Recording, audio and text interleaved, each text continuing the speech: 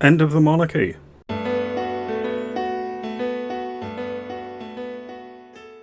Good afternoon, I hope everyone's well today. Thank you for watching, it is appreciated. Could Rupert Low bring down the monarchy?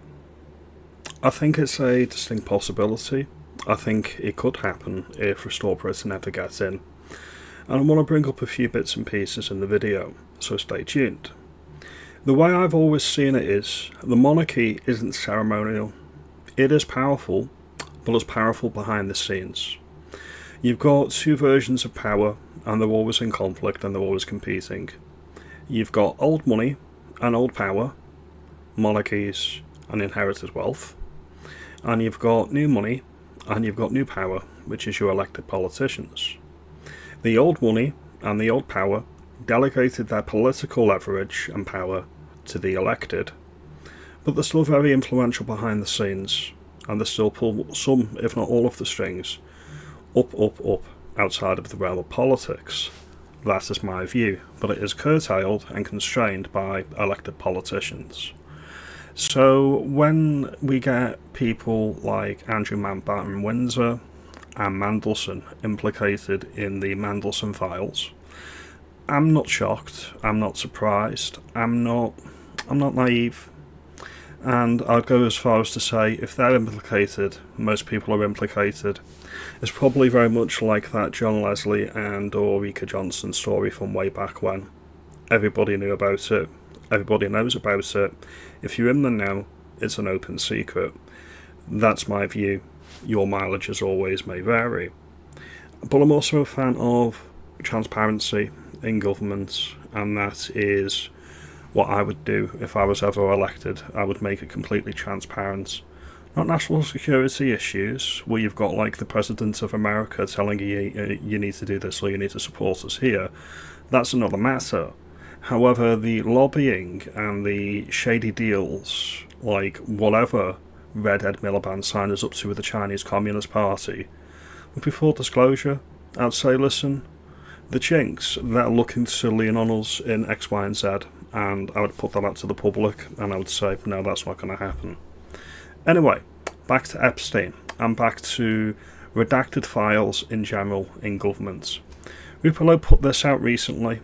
Okay, this was, Restore Britain will declassify, and declassify some more. We will tell you exactly how your taxes are being spent accommodating these third world criminals, i.e. the migrants we can't deport. We will tell you exactly what the politicians signed off on what. We will tell you exactly what crimes these third world sex pests and, that word, grapists, have been inflicting on British people. Court transcripts released for free. We will tell you exactly what nationalities are driving the grape epidemic, and exactly what countries supply us with these savages, and exactly what citizens have been a drain on the society. We'll be honest with the British people. If you want transparency, you need to vote for it, vote Restore. So that was the opening salvo. They want to be transparent, they want to be clear, they want to be open with all migrant crime data. Many people say, you're just being racist because we've got many criminals in our own country and they're white, so you're a racist. Not at all. We've got our own criminals, fair enough. Why do we have to import more? And why does the criminal or the migrant's human rights matter more than the safety and protection of our people? It shouldn't. The safety and protection of our people is the utmost and should be the primary concern of any elected government and any country worth its salt. Let me get on to the interesting implication, because he put out this a few days ago. This was Rupert Low again. Restore Britain will publish the unredacted files on all British politicians and business figures who visited Epstein. If you want transparency, vote for it. Vote Restore Britain. Now the wording is particular here because they say businessmen and politicians. They don't say royals and monarchs, but they are an extension of the politicians, and it is His Majesty's government. Now, Restore Britain have come out and they've said they are committed monarchists, and they've come out and said that they are committed to preserving the monarchy.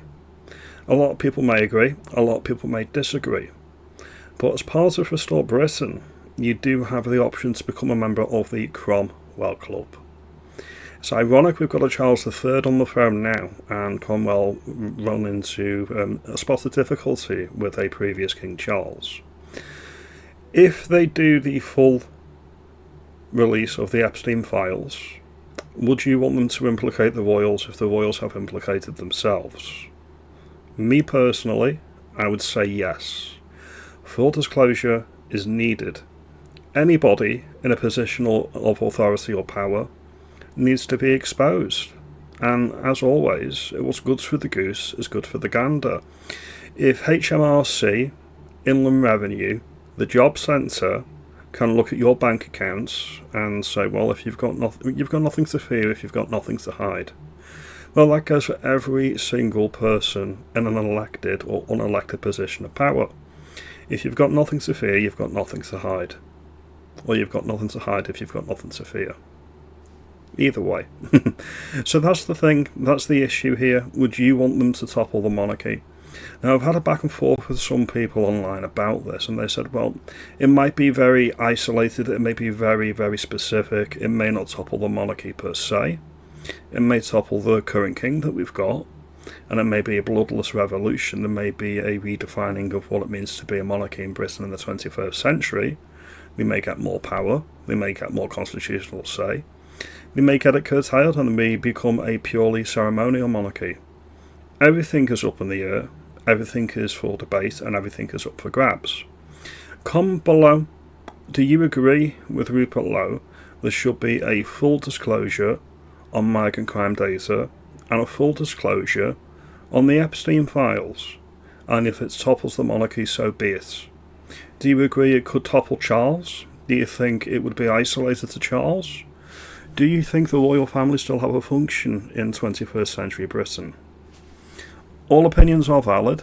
Like and subscribe, do all of that great stuff, and I'll see you in the next video. You have a good day.